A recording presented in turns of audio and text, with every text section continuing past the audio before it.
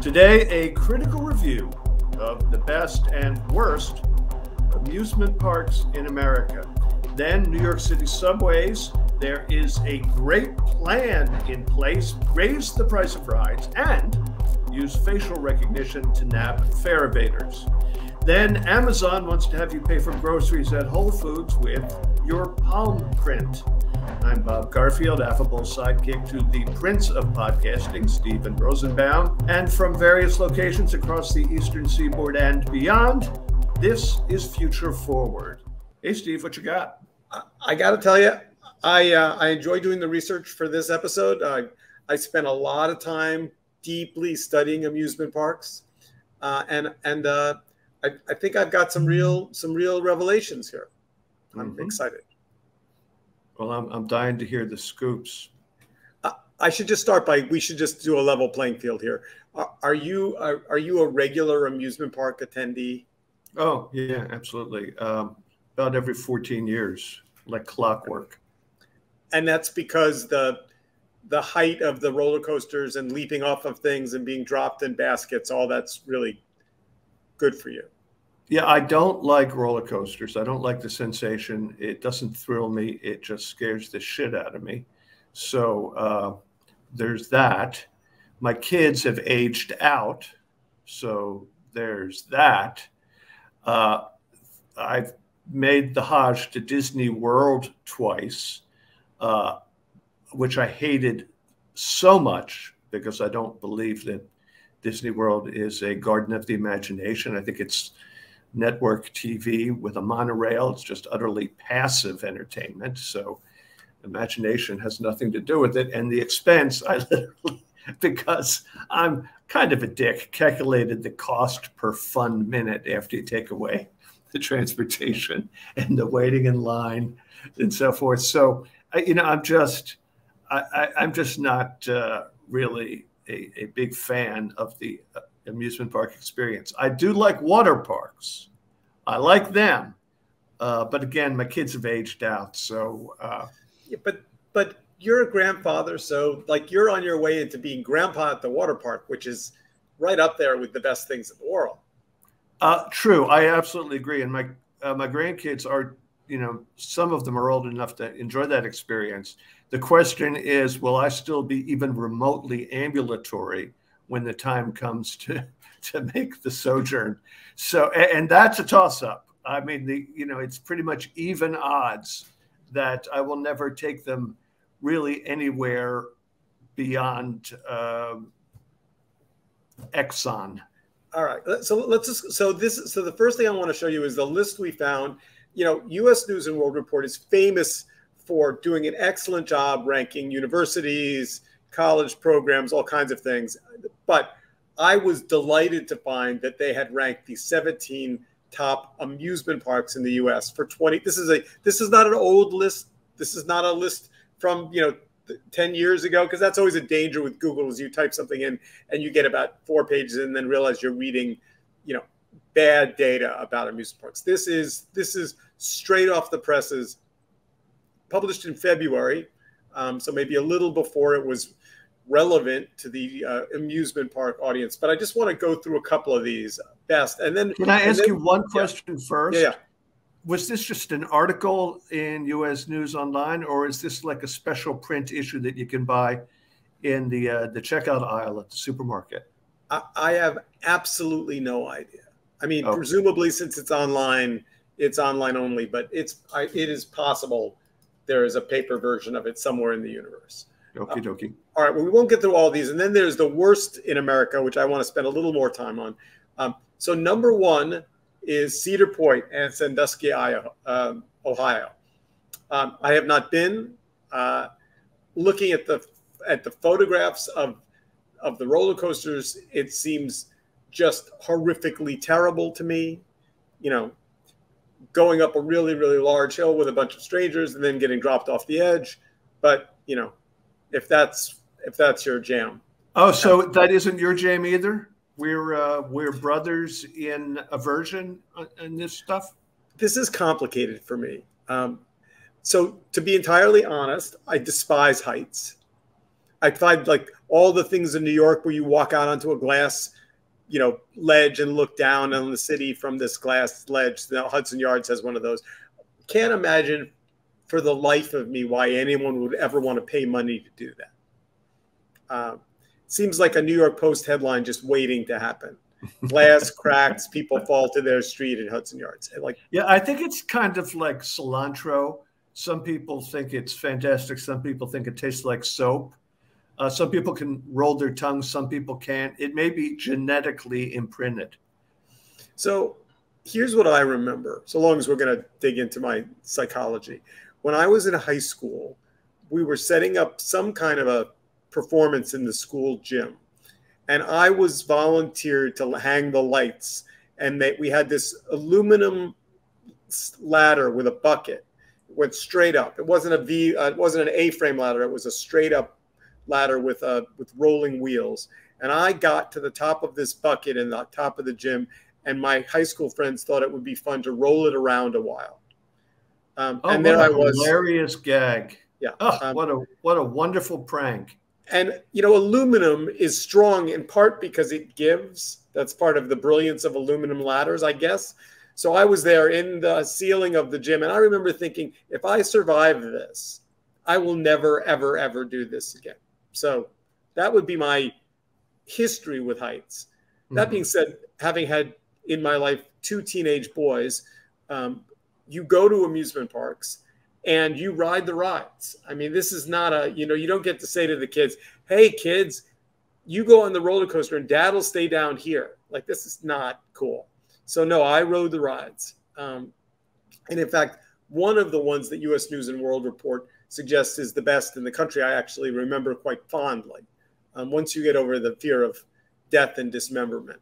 But if you went to like Palisades Park or whatever, if that even exists anymore, I know it did 50 years ago, but if you went there and there was a ride called Ladderific, yeah, would you take the kids on that one? Yeah, probably. All right, so the next one is Kennywood in West Mifflin, Pennsylvania. Never been there.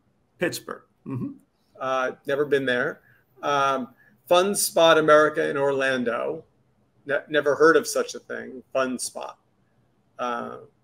Seems like if you would go to Orlando, that would not be your first stop. But, according to U.S. News and World, it is. And by the way, listeners, if you've been to any of these or want to nominate your own, I'm going to put right on the screen for those of you watching, and I'm going to say out loud for those of you listening, these are our 2 Twitter handles, Bobosphere, @Bobosphere, and @Magnify Media. We would love to hear from you, your memories of great amusement parks or recommendations.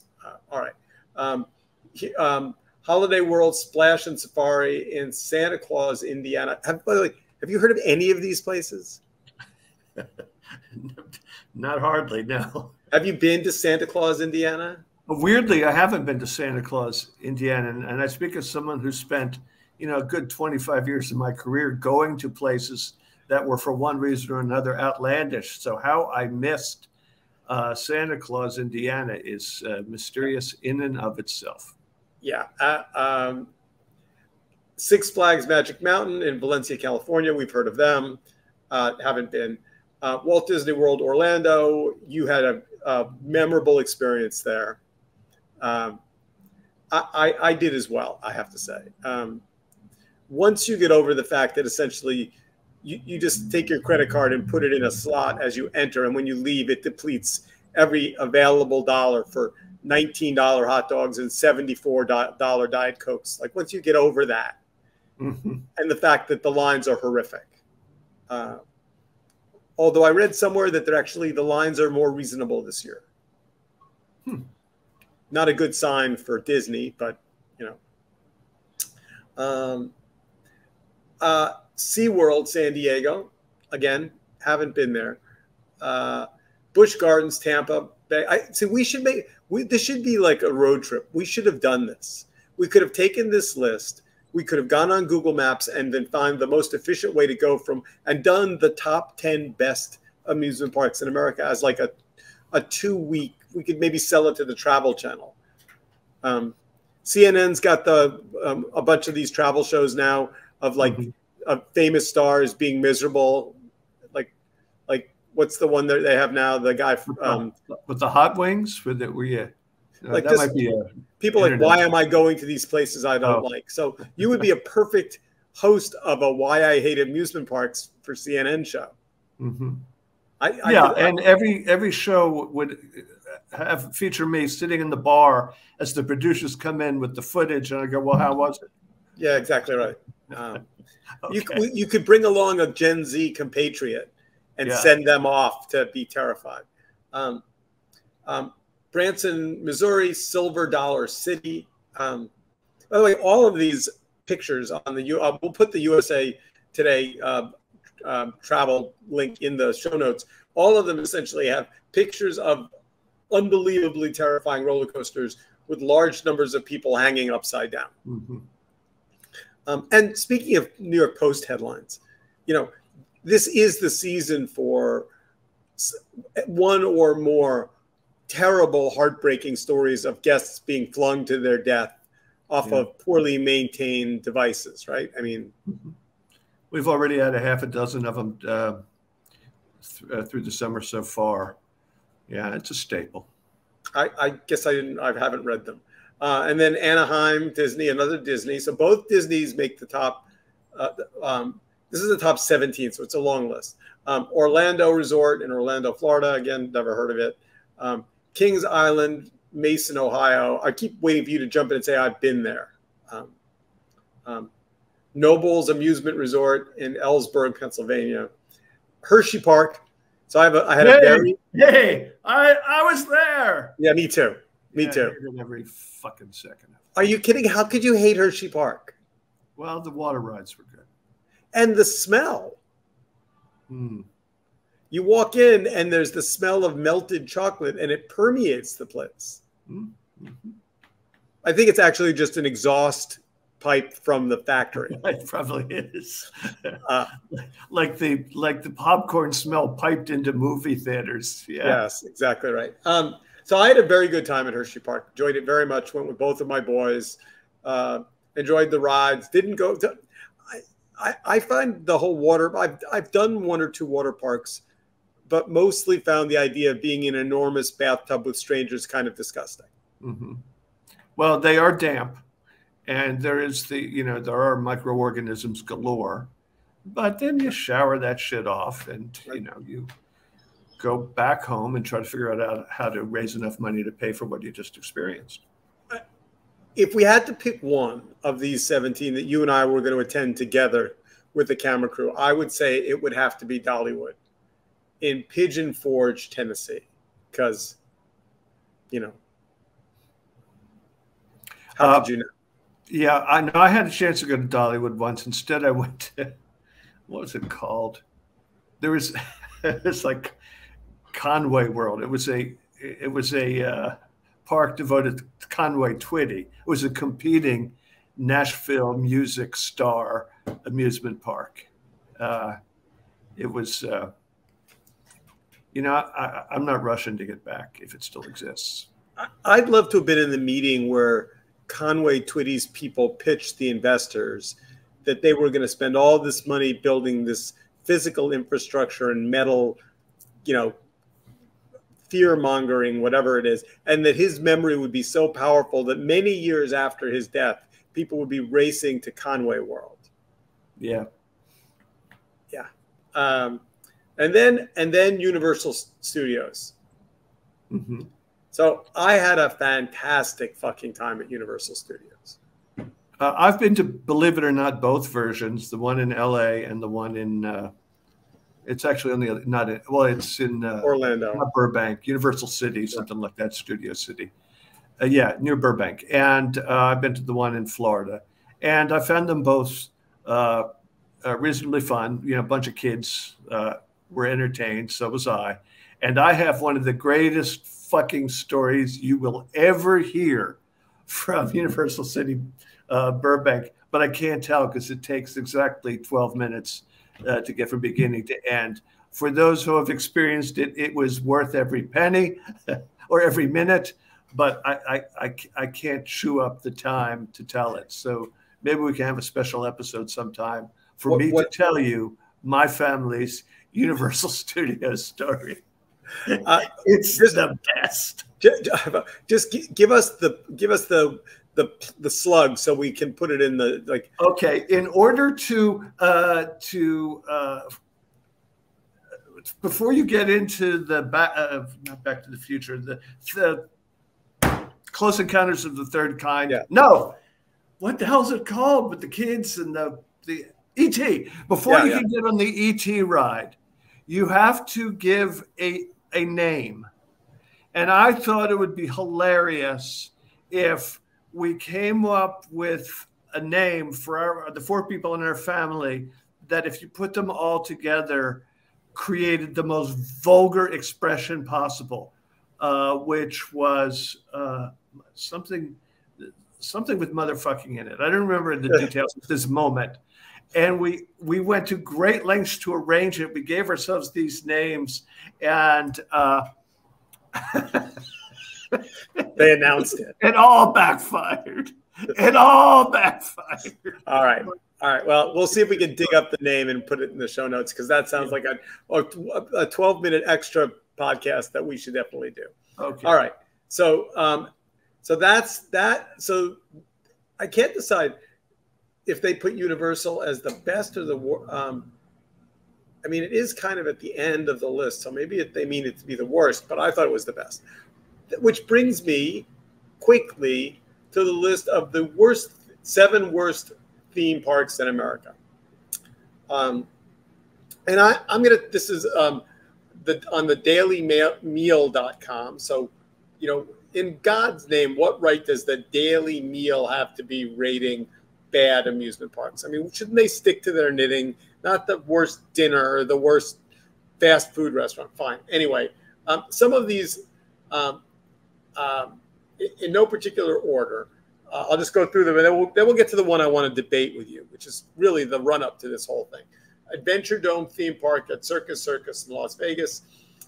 Never been there. Suspect that Circus Circus may be the worst hotel in Las Vegas, so that would make sense. Number 2, and you know what? Let's dig into this, shall we? Mm-hmm. Diggerland in New Jersey. And I'm going to stop right here. Do you know Diggerland?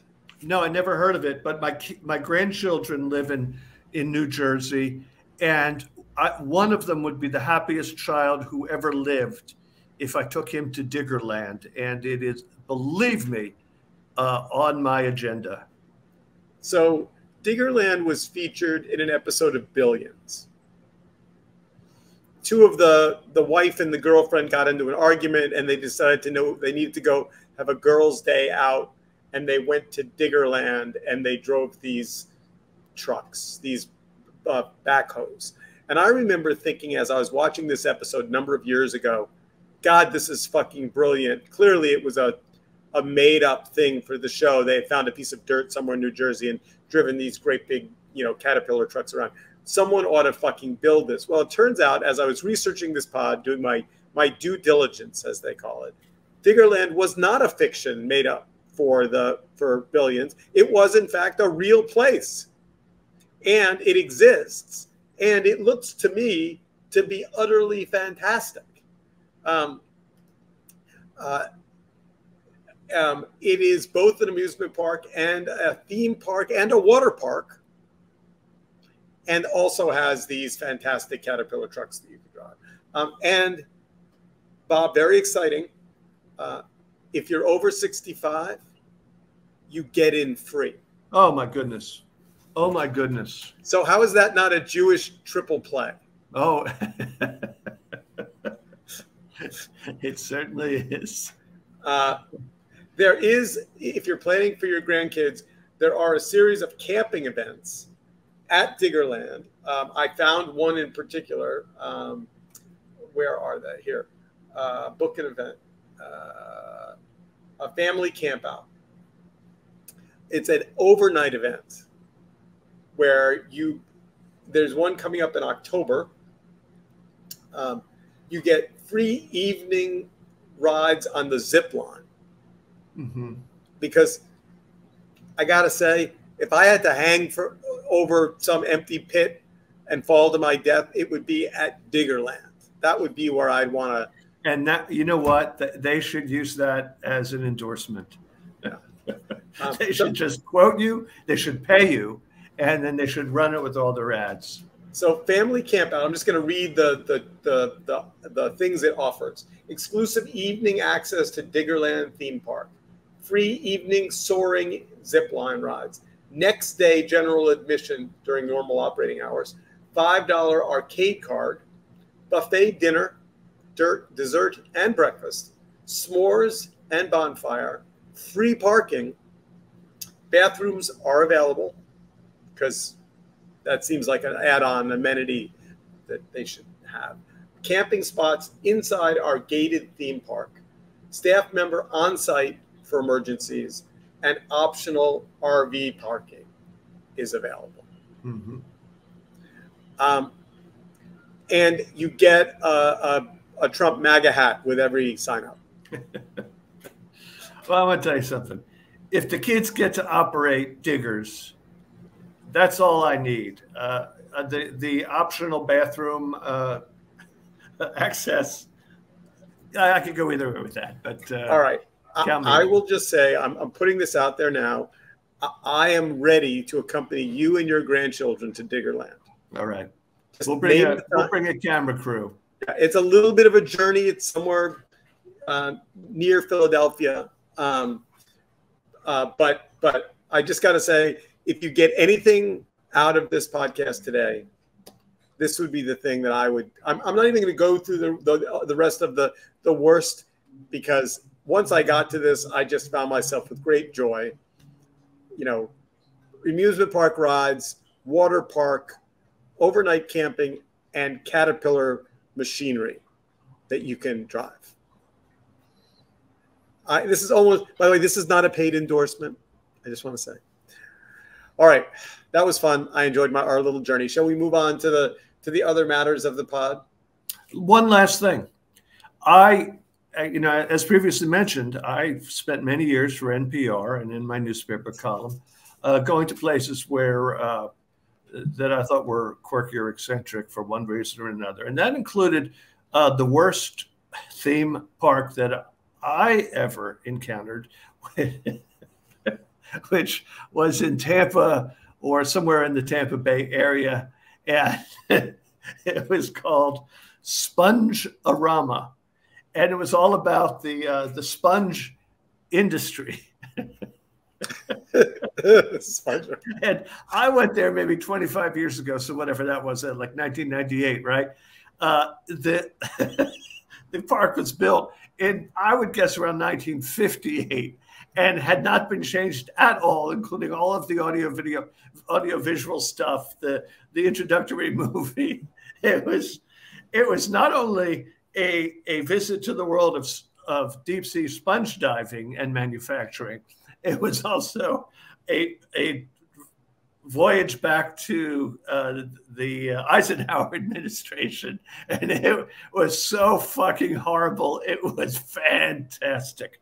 Sponge-A-Rama, ladies and gentlemen, if it still exists. I've got it on the screen. It appears it does still exist. Here it is. Welcome to the Sponge-A-Rama Sponge Factory, the world's largest selection of natural sponges.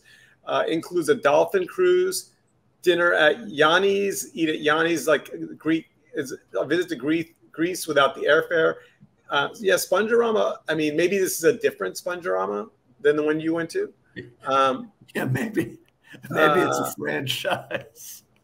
No, Sponge-A-Rama Sponge Factory in Tarpon Springs, Florida. Yep, that's it. Tarpon Springs. There you go. It is by Tampa. All right, yeah, so don't miss it. So if we have to decide, so again, back to our field trip for later in the summer. Maybe we do a doubleheader. Maybe we do the Diggerland, and then we fly to Sponge-A-Rama. Mm-hmm. Yeah, I gotta say, I'm just looking at the headline for Sponge-A-Rama. It says Bath and Beauty, sponges and loofahs, soaps, household, FAQ, and there's a cart. So yeah, I don't remember the retail version of it, but it looks to me like they've got an online store uh, to to uh, for God's sakes, I just hate being old. To take advantage of their worldwide reputation for sponges. That's why they're also in the loofah pad business. So there is a warning on the website. It says, due to product availability and supply chain issues, please allow 7 to 10 days for your order to be processed and shipped. So there's and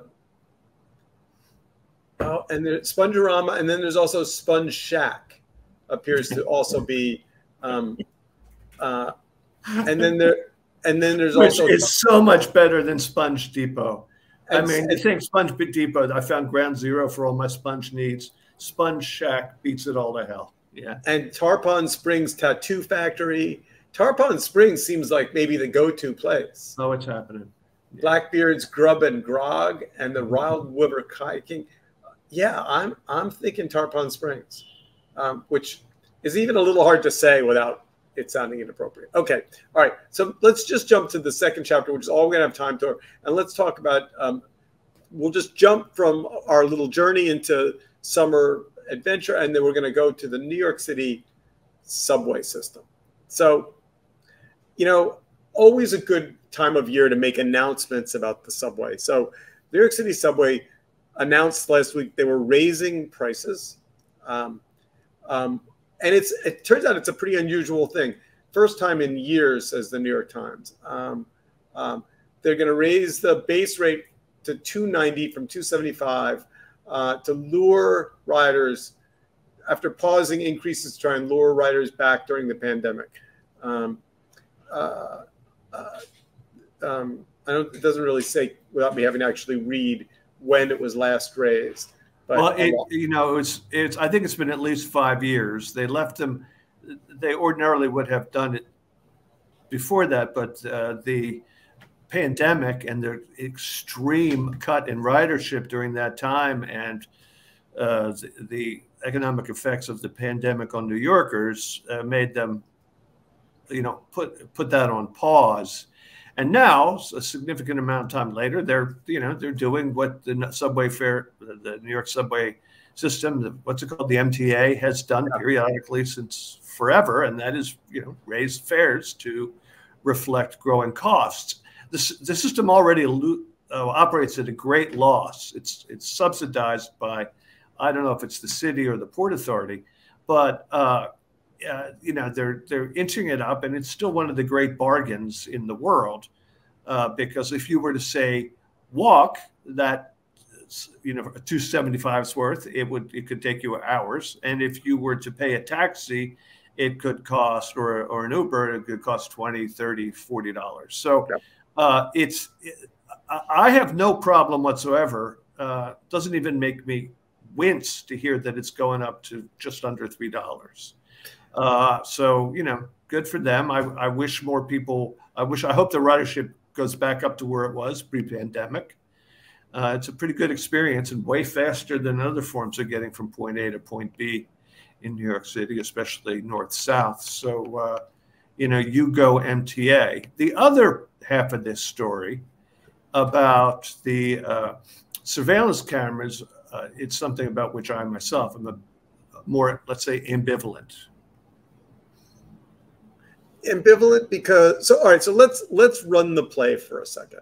So they're trying to figure out how to get people to pay for the subway, and I don't know about, I see people jump the turnstiles all the time. So they've got a new turnstile they're testing that instead of having the little metal flipper thing, we'll have like a pair of little plastic plexiglass walls that will close the door, and if you're in the middle of it not paying, it will slice you in half like a piece of cheese. Like something out of a James Bond movie. Yes. Have a pleasant journey, Mr. Bond. But what I don't get about this, so let's imagine there's now cameras all over the subways, and you leap up over the turnstile and don't pay, and the camera captures you not paying the $2.90. So it then goes into some database of known faces, and it says, oh wait, that's Bob Garfield. Look at how athletic he's being, leaping the, and it much like the MTA or the what do you Madison call Square it? Garden. No. I'm talking about the thing on the highway where now you just drive through and Oh yeah, like Easy yep, Pass. Easy Pass. So you're going to get a letter in the mail from MTA saying, "Hey Bob, we've noticed you leapt a turnstile at Times Square. Please pay $2.90 via your credit card." Like, how? First of all, how are they connecting your face to an identity, to a mailing address? That's already super creepy, because the government's never done, kind of automated, crime stopping. And then secondly, would there be a fine? Would it be $100 fine? Would it be like the judge and jury, without you going to court, has determined that you are guilty of this, and therefore we're sending you is it effectively I don't think it's either of those things. At the moment, it's surveillance video that is, or for surveillance stills. And there's facial recognition that goes with that. So yes, it's data-based. So yes, if you jump this turnstile, your face is data-based forever. I think probably also, and this is my biggest worry, if you don't jump the turnstile, your face is data-based forever.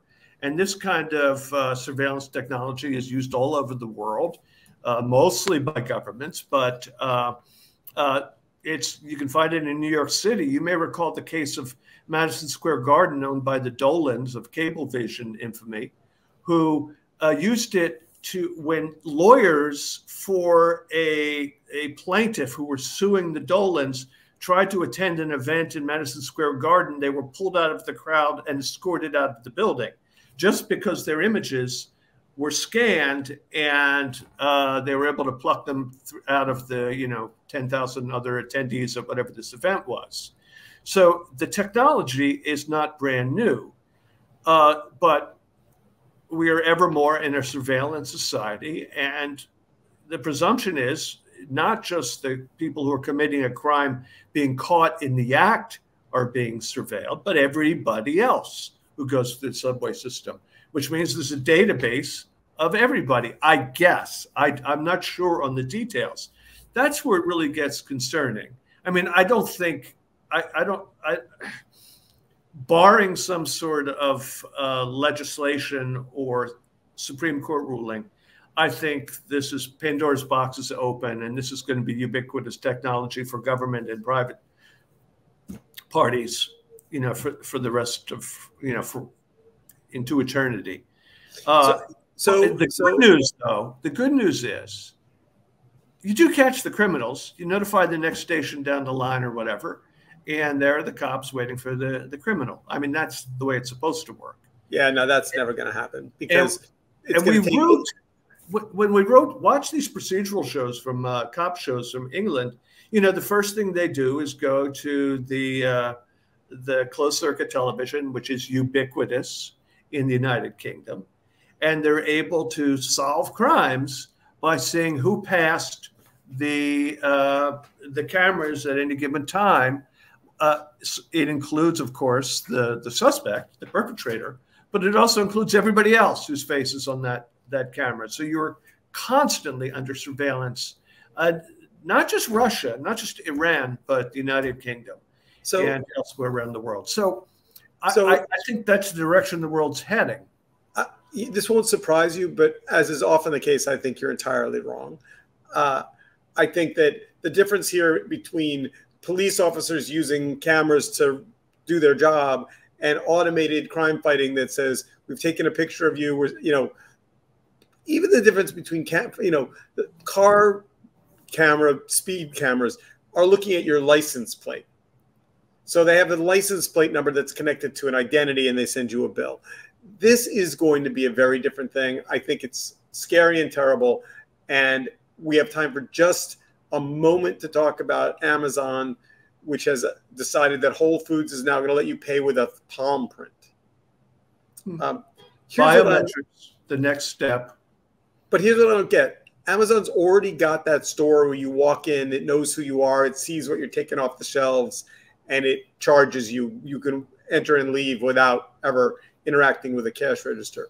Why wouldn't they just do that in all the Whole Foods? That's a good question. And it's just one more piece of data that people are going to surrender to a private entity for their convenience. You know, we already also, on a very mass scale, give our images to various people, including Apple, in order to sign into our phones without plugging in a 4-digit number. It's amazing what humans are willing to sacrifice in terms of privacy in the name of convenience or security. And, you know, I think this is just the latest. Do I want Amazon to have my fingerprints? Not really, but palm print, my palm print. Yeah. I gave them up to the Clear company in order to get through airport lines faster.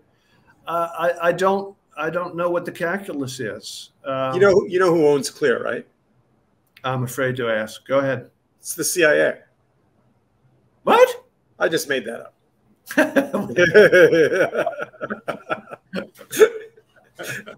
But it's kind of, you know, makes good sense. You know, DARPA maybe.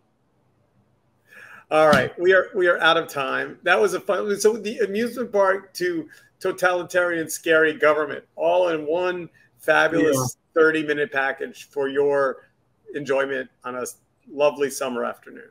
Yeah, I think we may have veered slightly off of our brief, but it was fun doing it. Indeed it was. Have a great week. See you next week. You too, Steve.